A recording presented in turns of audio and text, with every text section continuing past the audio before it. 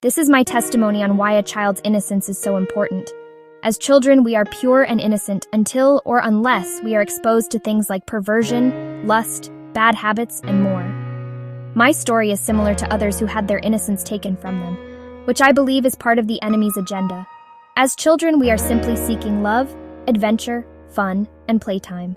I'll start from as far back as I can remember, when I was about 4 or 5 years old. I was exposed to seeing my parents in acts of fornication, not together but separately. The memory that stands out vividly is one night when I was sleeping, and a noise woke me up. At this time in my life, I only had 2 siblings, a younger sister and an older brother. They were both still sleeping, but I got out of bed and followed the noise. As I approached, I saw my mom on the floor in the act of fornication in the living room. She did not see me, as I was completely silent, but I distinctly remember the way I felt when I saw it. I was afraid, scared, and confused. It was an uncomfortable feeling that made me want to cry, so I went back to bed. That was the first time I remember seeing something like that. I felt bad for my mom because at the time, I had a feeling something wasn't right, but I knew not to bother her. My mom was very strict, and I didn't want to get in trouble. I loved her very much, which is why I was so disturbed by it. No child should see their parents in that way. We grew up going through a lot of rough things, which didn't help either. My parents did the best they knew how at the time, but they weren't living according to the Lord's way. I can't necessarily remember when I was introduced to God, but I knew to pray. As a young girl, there were times I just knew to pray and call on Him, even though I didn't personally know who He was.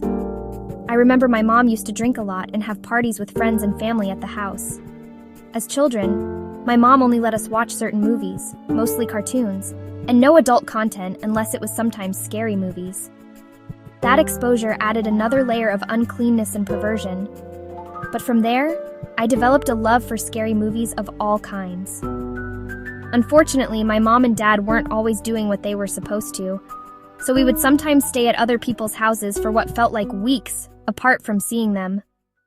I remember being at a lady's house once, feeling like we had been there for weeks, and one day I got really sick and had to be rushed to the hospital. My mom showed up, but I didn't know where she had been or where she came from. Another memory that stuck with me and played over and over in my head was a time when we stayed with my uncle, my dad's brother, for a few days. I don't know where my mom and dad were, but we were having fun because my uncle was good to us, very kind and attentive. He was staying with a girlfriend at the time, and she had children. One particular day, I don't know where my uncle was, or if the boy there was his girlfriend's son, nephew, or cousin.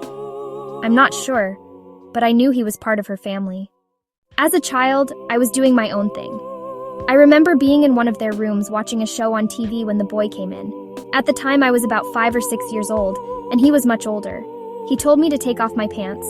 I had no idea what he was doing, but I did as he said. When I did, he tried to have intercourse with me and told me to let him know if it hurt.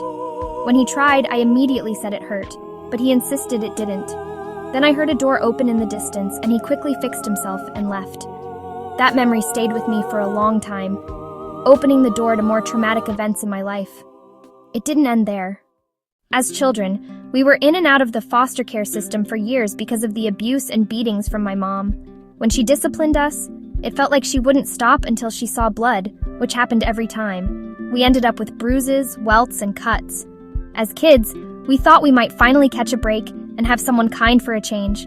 But out of all the foster parents we had, only one lady and her husband were nice. They loved us dearly.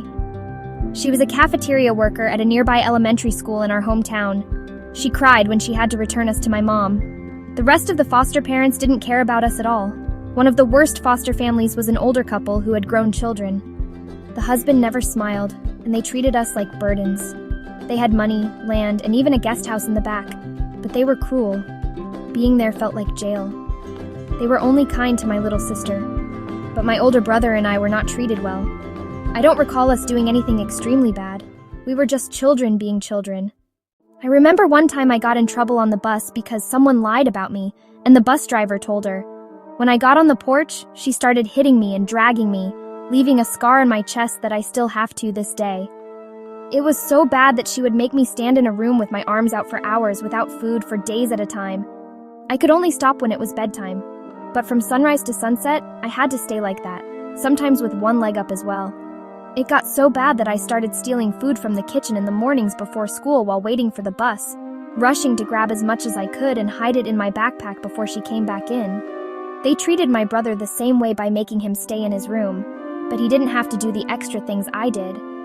Now that I'm older, I realize that household was literally demonic. We had visitations to see my mom sometimes, and she would bring us gifts, but when we got back and hid them in a safe place, they would disappear because she had taken them, and I don't even know what she did with them. She also had some grandchildren around our age who would visit from time to time, and from what I know, the boys were exposed to some inappropriate things. That's when I learned about kissing. Honestly, I don't even remember the day we left that house, but I was so glad when we did. We stayed with that couple for a long time, and were exposed to other things too when we went to different houses where she left us for some reason. When we got back with my mom, we were happy to return, but we also felt uncomfortable with where we were. It was the atmosphere of the house my mom was in at the time. However, it didn't take long before, shortly after coming back, she started beating us again. Stay tuned for part 2 on my testimony on why a child's innocence is very important.